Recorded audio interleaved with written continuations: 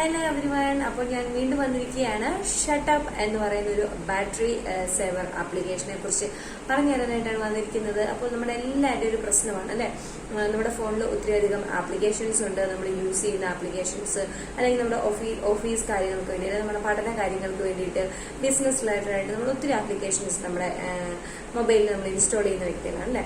അപ്പോൾ ഇതിൽ ഏതൊക്കെ ആപ്ലിക്കേഷൻസ് ആണ് ഒത്തിരി ബാറ്ററി ഡ്രെയിൻ ചെയ്തെടുക്കുന്നത് എന്നറിയില്ല.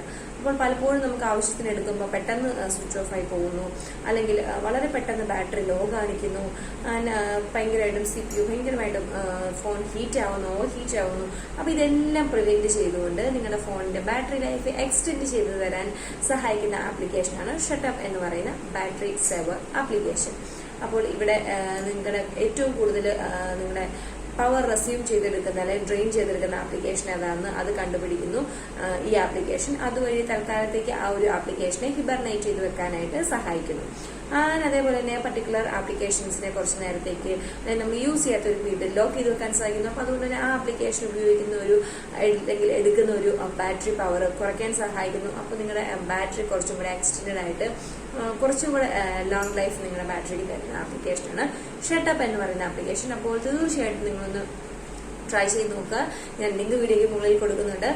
അതേപോലെ തന്നെ ഈ വീഡിയോ ഇഷ്ടപ്പെടുമെങ്കിൽ ലൈക്ക് ചെയ്യുക, ഷെയർ ചെയ്യുക, സപ്പോർട്ട് ചെയ്യുക. അടുത്ത വീഡിയോയുമായിട്ട് നമുക്ക് വീണ്ടും മറ്റൊരു സെഗ്മെന്റ് കാണാം. അതുവരേക്കും ബൈ.